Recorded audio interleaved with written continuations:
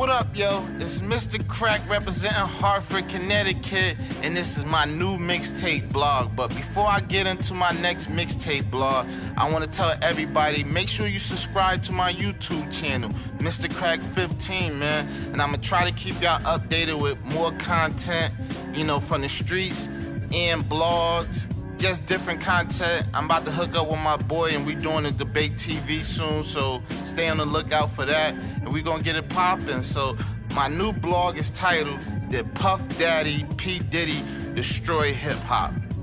Now I'm gonna give you my opinion, cause I know a lot of y'all wondering how did he destroy hip hop when you got more artists today making more money, doing more shows, you got the commercial aspect of it, you know, with companies putting money into artists. You know, it's better today, it's more money today than it was back in the day. And I'm not approaching it from that angle. I'm approaching it from the perspective of classics, lyricists, talent, and being creative overall. So we're gonna get to the start of Puffy's career and stuff. And I'm not as a dancer, I know the whole history of Diddy, but we're gonna start when he really gets into the music and stuff. Now, he's at a label. He's an A&R at Uptown Records. And that label, if you know that label, they're an R&B label. They put more emphasis on R&B acts and stuff and commercial artists, rappers. So they had like Heavy D over there. And then for R&B, they had like Mary J. Blige and all that. So, you know, when Puffy is over there, you know, if you know Biggie, and you watch documentaries, you know the history that he started out as a street rapper. So when he got with Puffy the one that introduced him or told him that he gonna have to start doing more commercial music. So that's why Puffy got him on a remix with Mary J. Blige, Real Love, on the Super Cat track and stuff. And he's taking this street artist and molding him into this commercial artist that, from people that know Biggie, always said that he wasn't into that type of music.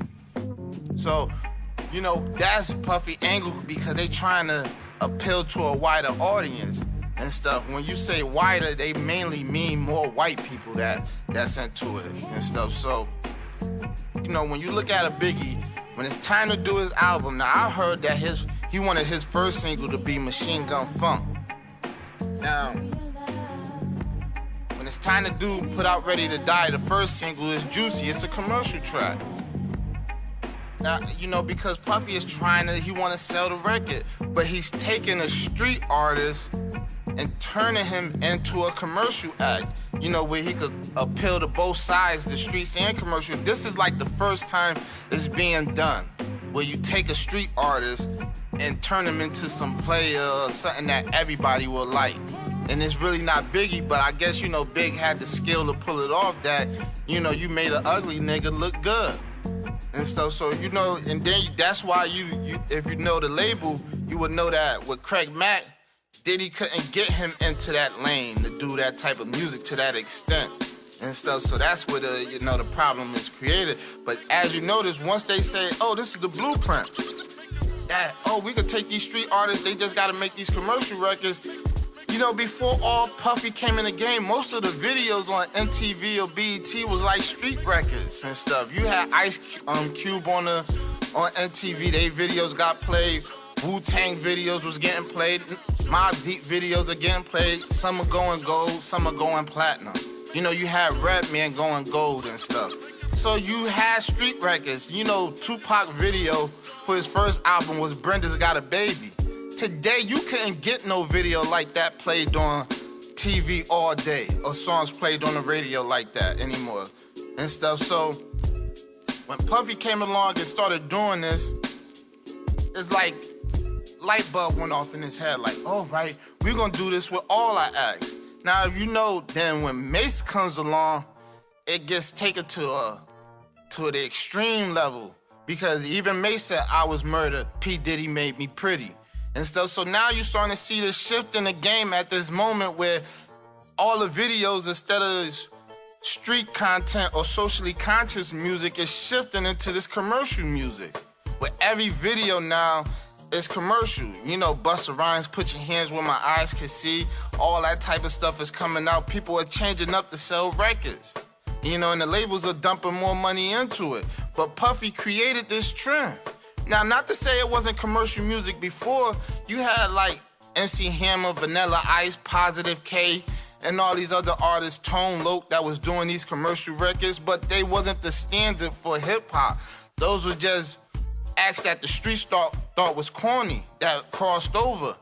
But it wasn't at that point where you take respectable, good artists that could really rap and you could do that with and stuff. You didn't get that from like a Rakim. Maybe you had Big Daddy Kane, but it wasn't a whole bunch of Big Daddy Kanes at the time. You know, you had Kool G Rap and all these other artists, KRS One. They were doing socially conscious music or street music. But now when Puff comes along, the whole game is shifting. And all the videos are shifting into this commercial music where now it's only one type of video that's getting made and only a certain content. Either you're talking about party, having sex with a bunch of girls, or you making love records. These are the only videos that's getting made now and stuff. And this is where the shift in hip hop is starting to take place because you gotta dumb it down and stuff. You can't get a record like Triumph today by Wu-Tang on the radio where people are just rapping because it wouldn't fit. You have to shift the music into a direction where a credible artist, and Puffy shifted it so much that even Wu-Tang had to eventually switch and stuff and started getting into this commercial music. When you look at Ghostface's first album, Iron Man, it wasn't even a commercial record on there like that. The first single for Iron Man was Daytona 500. Now the second album come out, and he shot a video for Shylock Ghost because at this time the shift is made in the industry to make these type of records and to sell your album. Before artists wasn't concerned about selling their album, but now Puff ushered in this new thing, and now the music is dumbed down, and now you can allow these other acts coming in from different regions of the country to come in with more dumber music, simplistic lyrics that it's no content. So now you got the shift in the game into a certain direction led by Puffy because he's selling like 5-6 million records. And, you know, everybody's concerned about money. So now all the artists is coming out. Now we at the point today, when you listen to the radio, everybody's talking about the same thing. Every last record. But Puff ushered in this stuff because he took credible street artists that could rap and molded them into a commercial act. Biggie wasn't a commercial act when he first started rapping. He wasn't thinking about that. People were more concerned about making a classic album. And you can't even say the game is better today. No way you can say it's better today.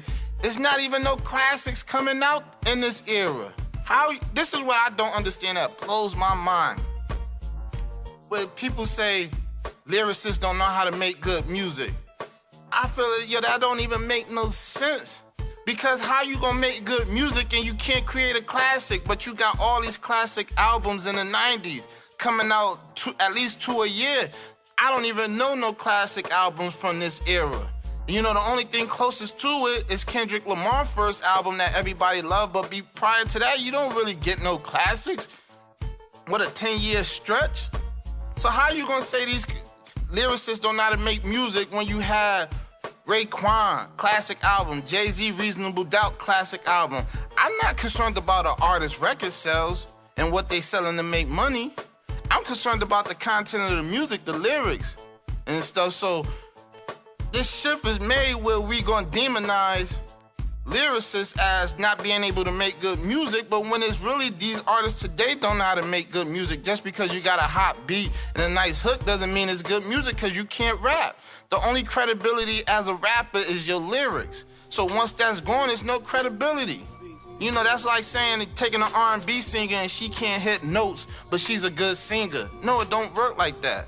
So this is the problem that people don't understand. Yeah, these records today by these artists are hit songs and they dumb and don't make no sense, and they got a nice beat and everybody love it, but it's not classic. I can't even put out a mixtape with all their music from the 2000 era and sell it the same way I could sell the 90s, because nobody listening to this garbage 2-3 years from now.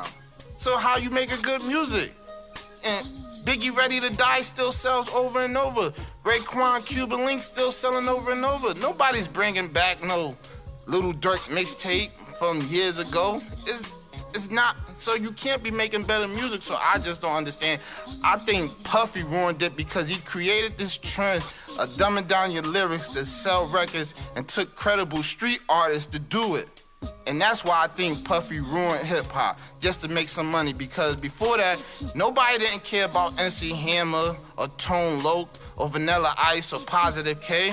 Once they ran their course, it was over. They didn't have no credibility. Nobody don't even listen to them today and stuff. But when you take a Biggie and you take a Mace, you take a Black Rob and turn them into commercial artists, now you're taking people who can actually rap with classic or good albums, and you create this where they're acceptable to the masses now, even to the streets, because now the streets start to understand that they making money now, so they gotta sell the record, and they, may not like the commercial record, but like the rest of the album, or may do like the commercial record. Don't get me wrong, I do like One More Chance remix by Biggie.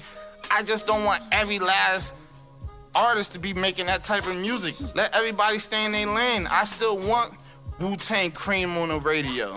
I still want Jay-Z feeling it on the radio. I don't want just one subject matter dominating the radio that you hear over and over. You want a variety in hip-hop, different subject matters from different regions. If the South is gonna make that type of music, let them make it.